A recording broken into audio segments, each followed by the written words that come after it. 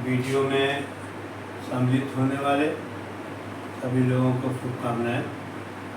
आज हमारा टॉपिक है प्रकाश का प्रकीर्णन, स्कैटरिंग ऑफ लाइट। इसका मतलब प्रकीर्णन या स्कैटरिंग स्कैटर्ड माने होता बिखरना, बिखर जाना, चारों तरफ फैल जाना। तो अब यहाँ देखना है कि प्रकाश किस तरह से बिखरता है, फैलता है, ये अध्ययन करना है। तो देखिए, प्रकाश का प्रकीर्णन में जब प्रकाश की किरण किसी ऐसे माध्यम से गुजरती हैं जिसमें जलवाष्प, धूल के कण, वो क्या कहते हैं, वो धुएं के कण, गैस आदि के कण अगर उसमें उपस्थित हैं तो प्रकाश की किरणें इन कणों से टकरा करके चारों तरफ फैल जाती हैं। इसी क्रिया को प्रकाश का प्रकीर्णन कहते हैं।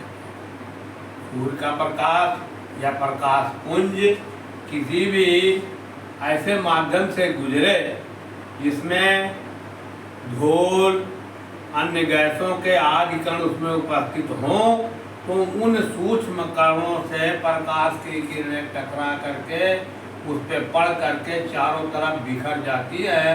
इसी क्रिया को प्रकाश का प्रकीर्णन कहते हैं। अब देखिए, ये प्रकीर्णन जो है, जिस प्रकाश का तरंगदैर्घ्य जितना अधिक होगा उसका प्रकीर्णन उतना ही कम होगा, और जिस प्रकाश का, जिस रंग के प्रकाश का तरंगदैर्घ्य सबसे कम है उसका प्रकीर्णन सबसे अधिक होगा। क्योंकि ये लॉर्ड रेले ने बताया है कि जो प्रकीर्णन होता है ये वो तरंगदैर्घ्य के उस वो जो प्रकाश है, प्रकाश के तरंगदैर्घ्य के चतुर्घात के व्युत्क्रमानुपाती पर लॉर्ड रायले ने बताया। देखिए, प्रकीर्णन बराबर हो जाएगा, प्रकीर्णन प्रोपोर्शनल है, ये प्रोपोर्शनल है 1/, तरंगदैर्घ्य को, तरंगदैर्घ्य देखो, तरंगदैर्घ्य को एक ग्रीक शब्द लैम्डा से परिवर्तित करते हैं ये। तो तरंगदैर्घ्य के वो चतुर्घात के व्युत्क्रमानुपाती होता है। तो देखिए, ये हो जाएगा λ4 घात, यहाँ 4 घात है ये। तो देखिए, लैम्डा का मान जितना ही कम होगा उतना ही प्रकीर्णन उसका अधिक होगा। तो यहाँ इस तरह देखिए, जो लाल रंग का प्रकाश हमारे है, सूर्य के प्रकाश में 7 रंगों का मिश्रण है। उन 7 रंगों में लाल रंग का प्रकाश जो है उसका तरंगदैर्घ्य सबसे ज़्यादा है। तो जब तरंगदैर्घ्य ज़्यादा होगा तो प्रकीर्णन कम, और बैंगनी या वायलेट, इंडिगो और वो नीला, ब्लू, इन रंगों का तरंगदैर्घ्य कम है, इसलिए इनका जो प्रकीर्णन अधिक होगा। तो प्रकीर्णन निर्भर करता है तरंगदैर्घ्य पर। तरंगदैर्घ्य अधिक है, प्रकीर्णन कम होगा। जिस रंग का तरंगदैर्घ्य कम है उसका प्रकीर्णन वो कम होगा, वो अधिक होगा। समझ गए ना? यहाँ देखिए, लैम्डा की जगह पर तरंगदैर्घ्य है 4 घात है, 4 इसकी घात है। तो जब हम इसको भाग देंगे तो जब इसका मान अधिक होगा तो प्रकीर्णन कम होगा, इसका मान कम होगा तो प्रकीर्णन जो है वो अधिक होगा। तो ये रहा लॉर्ड रेले के कथन अनुसार। अब आइए, इस तरह से यहाँ देखा हमने लाल रंग के प्रकाश का प्रकीर्णन सबसे कम हुआ क्योंकि तरंगदैर्घ्य अधिक है, जब तरंग दैर्घ्य अधिक होगा तो प्रकीर्णन सबसे कम होता है इसका लाल रंग का। और वायलेट और नीले रंग का तरंग दैर्घ्य कम होने के कारण इसका जो है प्रकीर्णन सबसे अधिक होगा। ये दूसरा है, एक दूसरी चीज है टिंडल प्रभाव।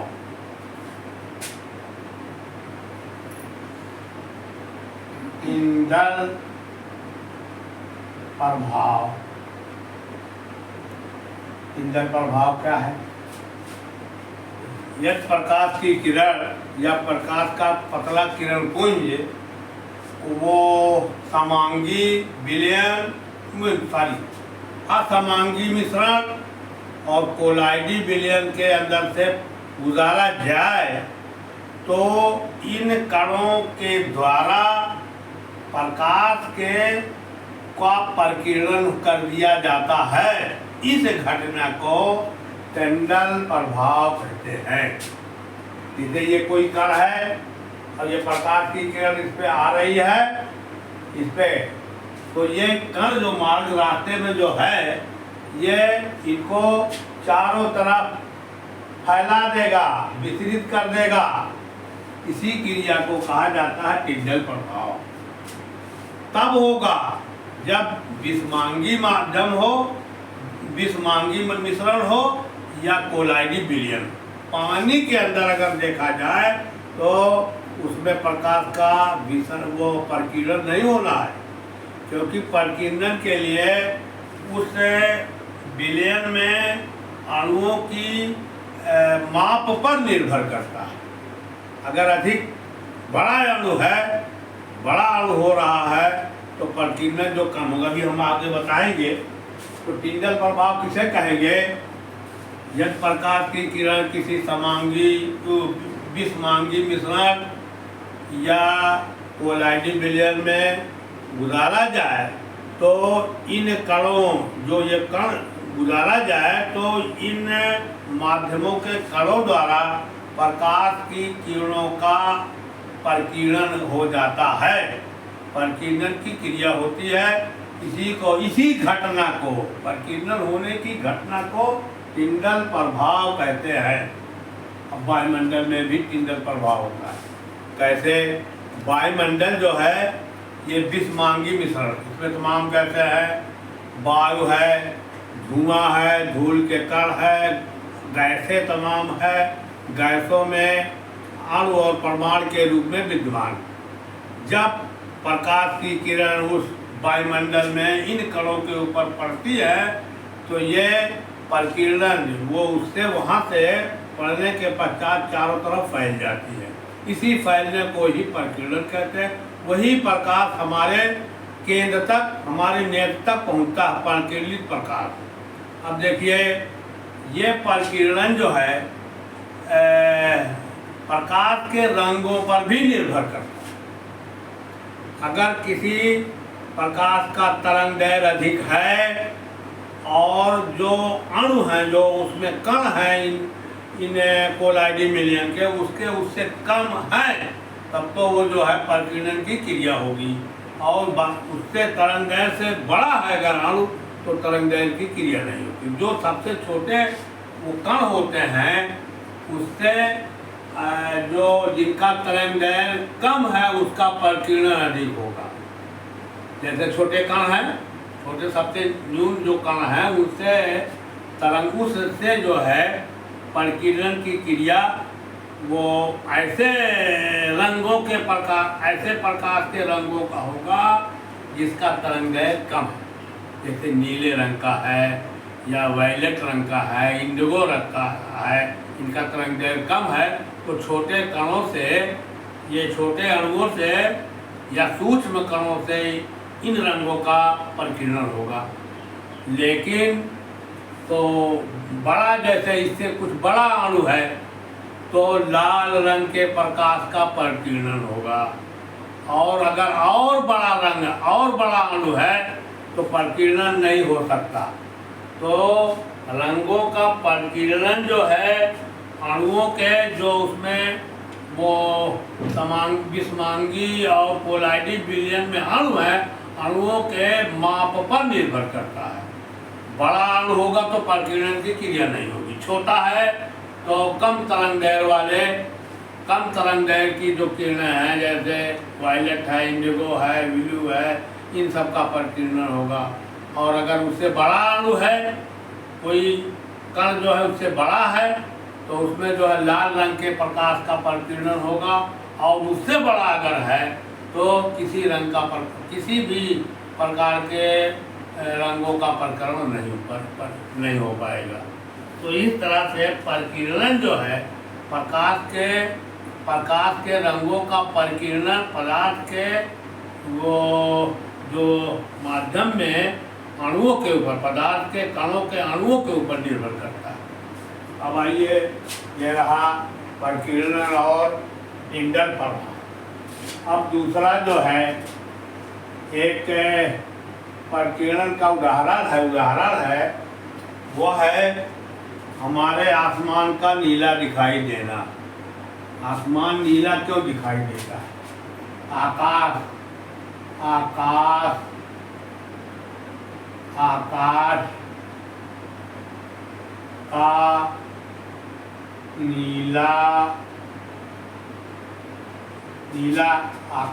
का नीला दिखाई पड़ना।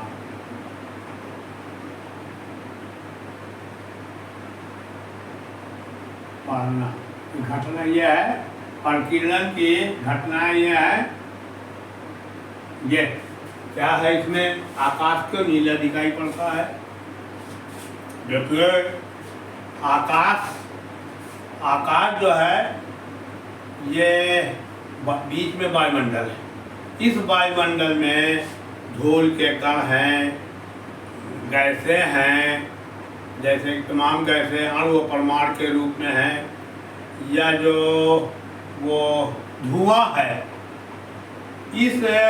इनके अणुओं से सूर्य का प्रकाश जब उस पर पड़ता है, सूर्य का प्रकाश उस पर पड़ेगा तो इस पर अधिक से अधिक जो नीला और बैगनी रंग के प्रकाश का अधिक से अधिक प्रकीर्णन होगा। जब प्रकीर्णन अधिक हो जाएगा तो ऊपर की तरफ ये किरणें जाएंगी, छितरेंगी, वही किरणें हमारे नेत्र पर आएंगी। तो चूंकि नीला, बैगनी और इंडिगो तीन किरणों का प्रकीर्णन बहुत अधिक होता है, और अधिक होने के कारण वही किरण हमारे आँख के ऊपर दिखाई पड़ती हैं, या आँख से वही देखते हैं, जिसके कारण हमें आसमान जो है नीला दिखाई पड़ता है। तो ये टिंडल प्रभाव पर ही आधारित है। सूर्य से प्रकाश की किरणें आ रही हैं वायुमंडल में तमाम कण मौजूद हैं, कोलाइडी विलयन को गीष्मांगी मिश्रा सब मौजूद है, जिसमें धुआं है, वायु है और धूल के कण हैं, परमाणु वर्ण के रूप में विद्यमान। जब उस पर पड़ता है, किरणें पड़ेगी, वो सूर्य की किरणें या सूर्य की किरणों का पतला किरण कोई पड़ेगा तो नीले, बैगनी और इंडिगो रंग के प्रकाश का प्रकीर्णन सबसे अधिक होगा, और अधिक होने के कारण वो आकाश में वो किरणें जो है बिखर जाएंगी, और वही किरणें हम तक पहुंचेगी, जिसके कारण हमें आसमान जो है वो नीला दिखाई देता है। एक तो ये है, देखो दूसरा ये है सूर्योदय तथा सूर्यास्त के समय सूर्य का रंग।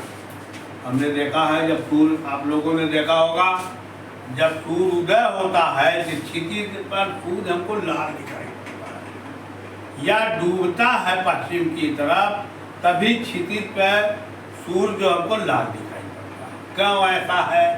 उसका वजह देखिए, यूँ है, ये हमारा वायुमंडल, वो पृथ्वी और वायुमंडल, ये पृथ्वी है और ये वायुमंडल है, इसका वायुमंडल, पृथ्वी का वायुमंडल, पृथ्वी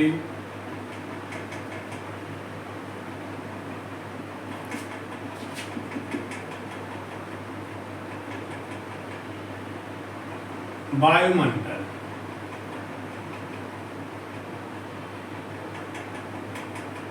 ये वायुमंडल, ये देखिए क्षितिज पे है, हम बता दें क्षितिज ये है, सूर्य डूबने वाला है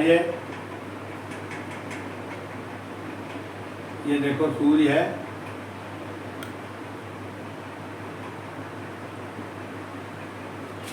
तो यहाँ से यहाँ एक पर्यवेक्षक है पृथ्वी पर, ये पर्यवेक्षक है, पर्यवेक्षक,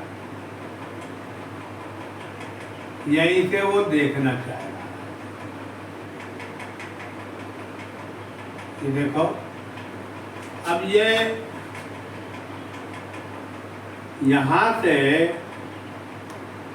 इसकी यहाँ से देखो जब प्रकाश की किरण इससे चलेगी तो ये जा करके उसके ऊपर ये नेत्र पर पड़ेगी। अच्छा हमें बताएंगे क्यों कैसे, ये देखो जा रही प्रकाश की किरण इसके नेत्र पर पड़ती, ये है। तो यहाँ ये वायुमंडल में जब आएगी इधर तो उधर कोई वो विस्मांगी विसरण नहीं है, लेकिन वायुमंडल में जब ये किरणें पहुँचेगी यहाँ पर, वायुमंडल में पहुँचने के बाद ये किरणें जो है वो सभी जितने कण हैं उसमें, लाल रंग है, 7 रंग की किरणें होती है ना, इन 7 रंगों में नीला, विबज्योर, बैगनी है, वायलेट है, ब्लू है और ऑरेंज है, नीला है, लाल, तमाम किरणें सब हैं। तो यहाँ से जब इतनी दूरी यहाँ से तय कर रहे हैं, जब क्षितिज पे जा रहा है सूरज, तो इसकी लंबाई यहाँ से ज़्यादा हो गई है, जिसके कारण इसमें जो तमाम वो कण हैं वायुमंडल में, इसमें कणों पर जितनी और रंग की प्रकाश की किरणें हैं, जैसे लाल को छोड़ करके, और बैगनी, नीला, आसमानी, हरा और जो पीला, सभी रंगों के प्रकाश का परिकिरण हो जा रहा है। और परिकिरण होते होते यहीं से यहाँ से परिकिरण शुरू हुआ, और परिकिरण होते होते उनका अस्तित्व समाप्त हो जाता है। और 6 रंगों का, 6 रंग जो है लाल के अलावा, उन रंगों का अस्तित्व परिकिरण के कारण इधर जो स्कैटर्ड फैल गई, और फैलने के बाद उनका अस्तित्व समाप्त हो जाता है, जिसके कारण सिर्फ लाल रंग का प्रकाश ही हमारे नेत्र पर, या परीक्षक जो देख रहा है, परीक्षक के नेत्र पर सिर्फ लाल रंग का ही प्रकाश पड़ता है। और लाल रंग के पड़ने के कारण ही हमको क्षितिज जो है पर सूरज जो है डूबते समय सूरज हमको लाल दिखाई पड़ता है। सिर्फ परिकिरण की घटनाओं का उदाहरण है। जितनी और लाल रंग के अलावा जितनी प्रकाश की किरणें, 6 प्रकाश की किरणें और है, वो जो है स्कैटर्ड हो गई, वो फैल गई, या उसका जो है परिकिरण हो गया वायुमंडल में, और उनका धीरे धीरे अस्तित्व खत्म हो गया। और अस्तित्व खत्म होने के कारण यहाँ पर सिर्फ लाल रंग का प्रकाश पहुँच रहा है परीक्षक के निगाह पर, आँख पर। इसीलिए हमको सूरज डूबते समय सूरज लाल दिखाई पड़ता है। अब आइए एक सवाल ये भी उठता है कि दोपहर के समय क्या हमारे सर के ऊपर सूरज होता है, दोपहर के समय वो क्यों जो है सफ़ेद दिखाई पड़ता है। देखिए ये सूरज है, मान लीजिए ये सर के ऊपर, यानी दोपहर को सूरज है, यहाँ से भी किरणें चल रही है, यहाँ से देखो किरणें चल रही है, ये यहाँ परीक्षक तक आ रही, यहाँ देखिए ये किरणें आ रही हैं। अब क्यों सूरज दिखाई पड़ता है? देखिए इसकी अपेक्षा जब डूबने के करीब होता है, क्षितिज के करीब होता है सूरज, और प्रेक्षक के बीच की दूरी इसकी बनिस्बत अधिक है। यहाँ देखो, यहाँ से यहाँ तक की दूरी ये बनिस्बत अधिक है इसके। अगर कंपेरिजन किया जाए तो सूर्य जब दोपहर में ऊपर की तरफ होता है तो प्रेक्षक से उसकी दूरी और इस डूबते हुए सूर्य के बीच की दूरी में महान अंतर होता है। दोनों के बीच की दूरी में बहुत अंतर होता है, जिसके कारण यहाँ पर प्रकीर्णन नहीं हो पा रहा कायदे से। कुछ प्रकीर्णन आंशिक रूप से प्रकीर्णन होता है, पूर्ण रूप से प्रकीर्णन नहीं हो पाता, जिसके कारण हमें सूर्य जो है सफेद दिखाई पड़ता है या पीले रंग का दिखाई पड़ता है। आंशिक प्रकीर्णन, कंप्लीट प्रकीर्णन नहीं, क्योंकि दूरी कम हो गई, ये दूरी कम हो गई, और दूरी कम होने के कारण यहाँ प्रकीर्णन जो है यानी उसका कण से परिवर्तित होकर के किरणों का फैल जाना प्रकीर्णन है। तो प्रकीर्णन यहाँ आंशिक रूप से होता है, पूर्ण रूप से प्रकीर्णन नहीं हो पाता, इसलिए सूर्य हमको सफेद ही दिखाई पड़ता है। अब इसके लिए एक प्रयोग हमको करके दिखाएंगे, अभी स्पष्ट हो जाएगा प्रयोग से।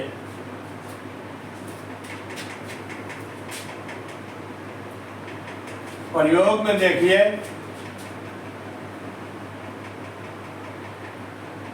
प्रयोग के लिए हम एक लेंस L1 लेते हैं। एक लेंस उत्तल लेंस है ये L1, देखो ये उत्तल लेंस है। इसके फोकस पर एक प्रकाशिक स्रोत रखते हैं, ये देखो फोकस, इसका जो फोकस होगा इससे प्रकाश की किरणें इससे चलेंगी।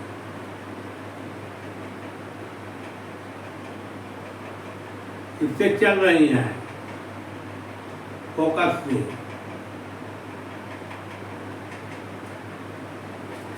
अनेक प्रकाश की किरणें इस तरफ चलेंगी।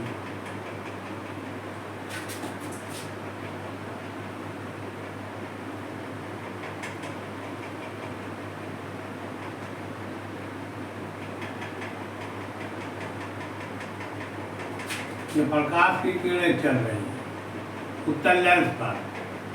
अब ये चलने के बाद क्या हो जाएगा, क्योंकि इससे फोकस है, ये फोकस पे है, ये प्रकाश स्रोत, एक प्रकाश स्रोत जो है यह प्रकाश स्रोत इसके फोकस पर हमने लगा दिया है। ये उत्तल लेंस है, तो इससे निकलने वाली प्रकाश की किरणें देखो समानांतर हो जाएगी। इसको पढ़ाया आपने पहले। उत्तल लेंस से निकलने वाली प्रकाश की किरणें ये नोटबुक के समानांतर हो जाती है। ये देखो समानांतर हो जाएंगी। ये समानांतर हो जाएंगी। प्रयोग ये समानांतर हो गई, और समानांतर होने के बाद यहाँ ये L1 एक लेंस है, दूसरा यहीं पर एक टैंक, पारदर्शी टैंक,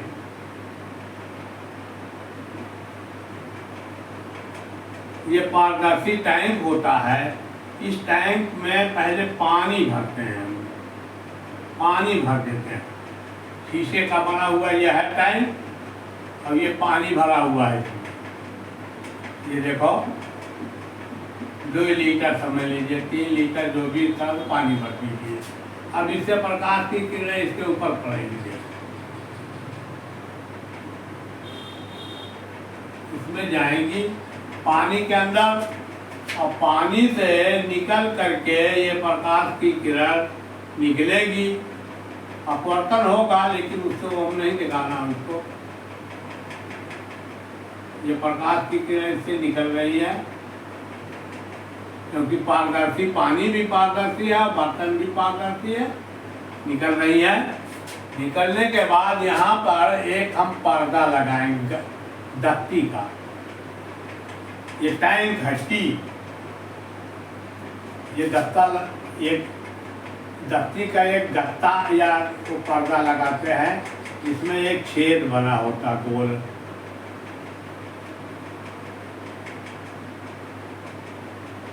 ये गोल छेद बना हुआ देखो, यहीं पर एक छेद बना हुआ है।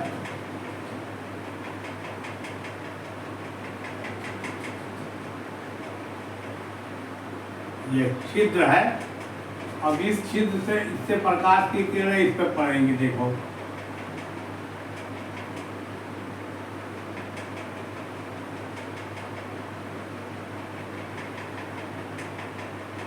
ये जो छिद्र पड़ेगी तो यही रह गई प्रकाश की किरण, और जो छिद्र में पड़ती हैं वो आगे की तरफ निकल जाएंगी।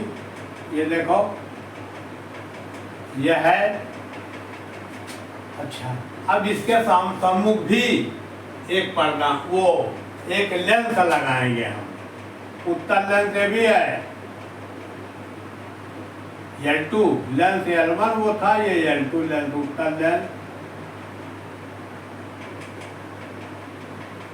ये अब यहाँ इसको प्रकाश की किरणें इस लेंस पे पड़ेंगी। ये जो निकल रहा पर छेदों से इसके तो डबटी का टुकड़ा लगा कर हमने छेद बनाया है उससे निकल रहा है। ये तो खत्म हो गई यहीं पर, लेकिन ये निकल रही प्रकाश की किरणें।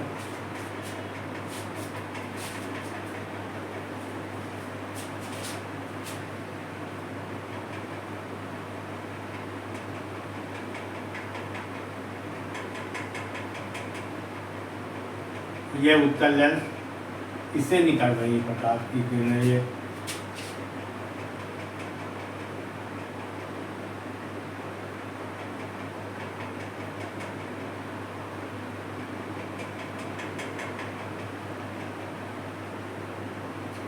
और ये अपवर्तित होकर के फिर जो है एक यहाँ दूसरा पर्दा लगा देते हैं। ये भी गत्ते का है।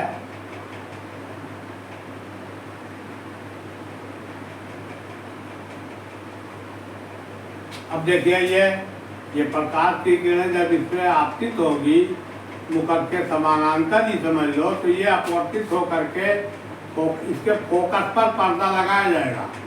ये इस तरह से अपवर्तित होकर के फोकस पर केंद्रित हो जाएगी। ये केंद्रित हो जा रही है। ये तो इस पे जो है छेद एक वो धप्पा पड़ रहा है। देखिए तो इस तरह से हम उसको हम समय वो व्यवस्थित करेंगे प्रयोग में। यहाँ प्रकाश स्रोत है, प्रकाश स्रोत से प्रकाश भेजने की व्यवस्था होती है। प्रकाश की किरणों को हम भेजते हैं, वो लेंस L1 में पड़ता है, और चूंकि इसके फोकस पर ही यश है, प्रकाश स्रोत है, तो ये जो है मुखक के समांतर करेगा। यहाँ पर लगा हुआ पारदर्शी टैंक जिसको पानी भरा हुआ है। इस पारदर्शी टैंक से किरणें जो है वो निकल करके आगे की तरफ जा रही है। और यहाँ एक और पर्दा लगाया गया है डबटी का, जिसमें छिद्र युक्त पर्दा है। ये इसमें छिद्र से कुछ किरणें निकल करके इस लेंस पर पड़ रही है, और इस लेंस के फोकस पर एक दूसरा जो है पर्दा लगा दिया गया है। अब ये थोड़ा वो उसकी रचना प्रयोग में। अब क्या है, यश से यहाँ से प्रकाशित स्रोत से हम प्रकाश को भेजेंगे। प्रकाश जाएगा तो उत्तर लेंस से होता हुआ इसके अंदर पहुँचेगा। इसके अंदर से होता हुआ फिर आगे की तरफ प्रकाश देखो यहाँ पहुँच रहा है। और ये तब हम देखेंगे कि यहाँ जो है सफेद ही धब्बा पर दिखाई पड़ रहा है। अभी इसमें कुछ नहीं रखा गया है, पानी सिर्फ है, और पानी द्वारा प्रकाश की किरणों का परिकिरण नहीं होता। समझ बात है? पानी में जो पानी के अणु इतने छोटे होते हैं या इस तरह के होते हैं, उसमें प्रकाश का परिकिरण नहीं होता, इसीलिए इसमें पानी भरा हुआ है। अब इस पानी की जगह पर इसमें जो है हम भर देते हैं सोडियम थायोसल्फेट।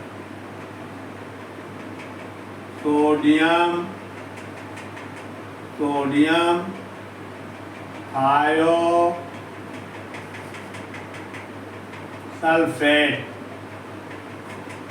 सोडियम थायोसल्फेट इसके अंदर डाला गया लगभग 200 mg मिलीग्राम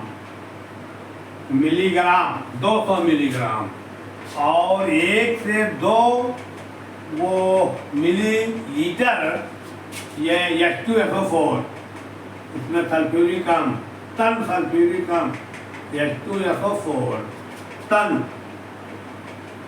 तन ये है सल्फ्यूरिक अम्ल, इसके अंदर 1 से 2 मिलीलीटर इसके अंदर डालेंगे। डालने के बाद इसमें जो पानी है इससे सोडियम सल्फेट, ये दोनों आपस में क्रिया करके कोलाइडी विलयन बनाएंगे, जिसके कारण सल्फर अवक्षेपित हो रहा है और कोलाइडी विलयन बनता है। अब हमको देखना है कोलाइडी विलयन में प्रकाश क्या होता है। तो ये देखिए, जैसे ही कुछ देर के बाद जब कोलाइडी विलयन बन जाएगा तो ये इसके अंदर टैंकी के अंदर जो है हमको वो चूंकि बाहर से दिखाई पड़ता है, इसलिए हम देखें कुछ देर के बाद इसमें नीला रंग दिखाई पड़ने लगता है। इसका मतलब यहाँ पर ये जो कोलाइडी विलयन है,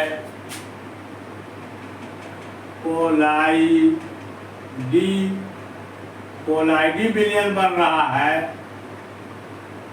कोलाइडी विलयन दोनों के क्रिया के फल सोडियम सल्फेट और तन सल्फ्यूरिक अम्ल के क्रिया के फलस्वरूप जो कोलाइडी विलयन बन रहा है, उस कोलाइडी विलयन में वो नीले रंग के पर, अगर नीला रंग आ गया तो इसका मतलब कहाँ से आया?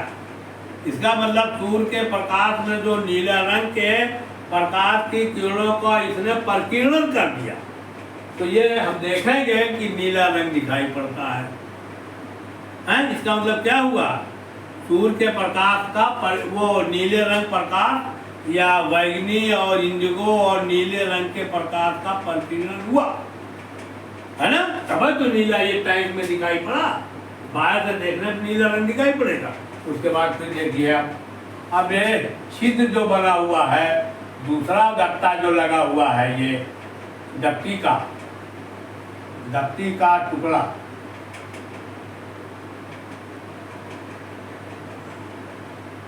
दफ्ती का टुकड़ा यह है, ये भी। अब देखिए दफ्ती के टुकड़े में हमने छेद बना दिया, कुछ प्रकाश की किरणों को इस लेंस पर हमने डाला। इस लेंस पर डालेंगे तो चूंकि ये इसके फोकस पर पर्दा लगाया हुआ है, तो प्रकाश की किरणों को अपवर्तित करके पर्दे पर भेजेगा और पर्दे पर लाल रंग का धब्बा दिखाई पड़ रहा है। ये लाल रंग, पहले तो वो सफेद था, अब ये लाल रंग का धब्बा दिखाई पड़ा। इसका मतलब क्या है? ऐसे सूर्य में सभी किरणें स्कैटर्ड हो गई, सब बिखर गई, उसका अस्तित्व समाप्त हो गया, लेकिन उसका तब भी हमको लाल दिखाई पड़ रहा है। उसी तरह से यहाँ भी हो रहा है। यहाँ पर जितनी प्रकार की किरणें थी जिसका तरंगदैर्घ्य सूर्य के तरंगदैर्घ्य से कम था, समझिए ना, सूर्य के तरंगदैर्घ्य से कम था, अर्थात जो है नीला और बैंगनी और इंडिगो, इन रंगों या और रंगों का यहाँ जो है वो हो गया प्रकीर्णन, स्कैटर्ड हो गया, प्रकीर्णन हो गई यहाँ पर। और अब जो बचा इन्हें चूंकि लाल रंग के प्रकाश का तरंगदैर्घ्य अधिक होने के कारण कोलाइडी विलयन में कणों द्वारा वो प्रकीर्णन नहीं किया जा सका, प्रकीर्णन नहीं हो पाया इसमें, और बड़ा कण चाहिए था, तो प्रकीर्णन नहीं हुआ, तो वो प्रकाश की किरणें यहाँ आती है और यहाँ जो है लाल रंग का धब्बा बनता है। तो इस तरह से हम इससे भी स्पष्ट कर सकते हैं कि सूर्य हमको लाल क्यों दिखाई पड़ता है। सूर्य से प्रकाश की किरणें चली हम तक, जब क्षितिज पे है, दूरी हमसे अधिक होने के कारण जितने और रंग के, लाल रंग के प्रकाश के अतिरिक्त जितने रंग की प्रकाश की किरणें थी सब स्कैटर्ड हो गई, सब प्रकीर्णन, सबको प्रकीर्णन कर दिया वो कोलाइडी या जो विषमांगी कणों द्वारा प्रकीर्णन हो गया। सिर्फ लाल रंग के प्रकाश का प्रकीर्णन नहीं हो पाया, और वो लाल रंग का प्रकाश हमारे नेत्र पे पड़ता है, इसलिए सूर्य जो हमको लाल दिखाई पड़ता है डूबते समय, और यही प्रक्रिया होती है निकलते समय भी। समझिए ना, ये रहा इस तरह से, ये समझ में आया कि नहीं? ये उसी को यानी सूर्य लाल रंग का प्रकाश, लाल सूर्य जो है हमको डूबते समय या निकलते समय लाल क्यों दिखाई पड़ता है, उसी प्रयोग उसी को पुष्ट करने के लिए ये प्रयोग है। समझ में बात आई? तो इस तरह से ये चैप्टर खत्म हुआ। सभी वीडियो में सभी लोगों को शुभकामनाएं, और अच्छी लगी हो तो सब्सक्राइब कर दें।